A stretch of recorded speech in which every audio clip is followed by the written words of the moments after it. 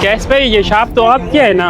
हाँ जी अल्हम्दुलिल्लाह मेरी है, लेकिन मैंने किराए पे दी हुई है। किराए पे दी हुई है? वो क्यों? हाँ यार तुम्हें पता तो है मैं जॉब करता हूँ, 30-40 हजार उधर से आ जाता है और 15 हजार यहाँ से आ जाता है। मेरा निजाम अच्छा चल जाता है। ये दुकान का मालिक यहाँ क्या कर रहा है? चले आते हैं तो पूछ लेते हैं।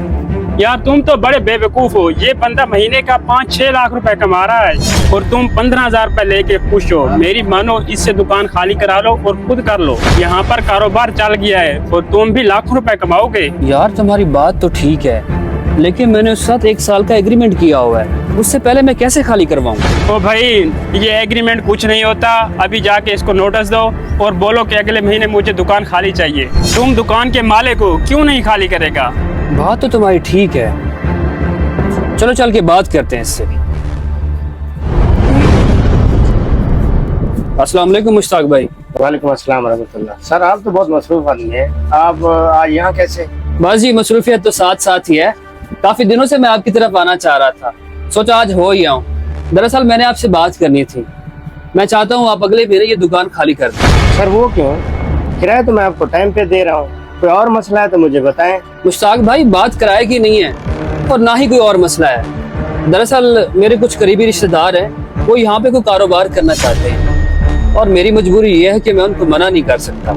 आप मेहरबानी करें और दुकान खाली कर दें। सर आपकी बात अपनी जगह, आपका और मेरा 1 साल का एग्रीमेंट हुआ है। 1 साल से पहले आप मेरी दुकान खाली नहीं करवा सकते। सर मैंने ये 2 साल मेहनत की है इस कारोबार को चलाते हुए, अब मैं ये चलता कारोबार कैसे छोड़ दूं?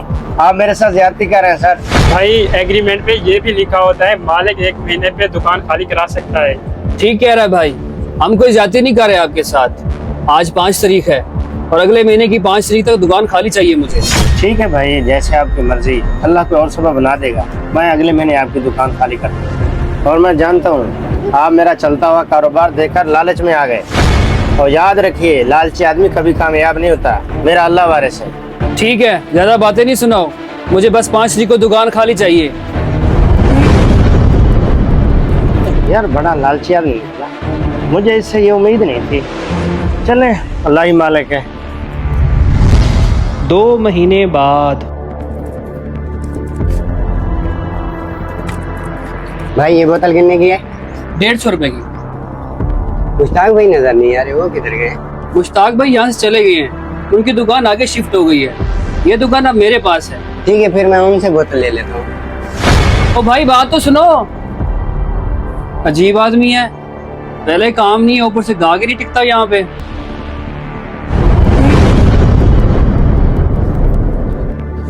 भाई 1 किलो घी और 1 किलो चीनी दे दे। अच्छा जी देता हूँ। मुश्ताक भाई नजर नहीं आ रहे, वो कहाँ है?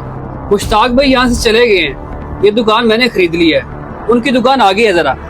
अच्छा भाई ठीक है, मैं उधर से ले लूँ। भाई बात सुने, अगर कोई रेट का मसला है तो मुझे बताएं, हमारे रेट भी मुनासिब होते हैं। भाई रेट का मसला नहीं है, मुश्ताक भाई के अखलाक बहुत अच्छा है, हम 2 साल से उनसे सौदे ले रहे हैं। ठीक है भाई, जैसे आपकी मर्जी।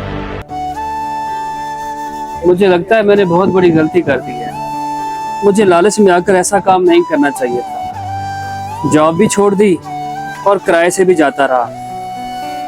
किसी के मुकद्दर और नसीब से कोई नहीं मिल सकता। दोस्तों अल्लाह ताला हर इंसान को उसके नसीब के मुताबिक अता करता है।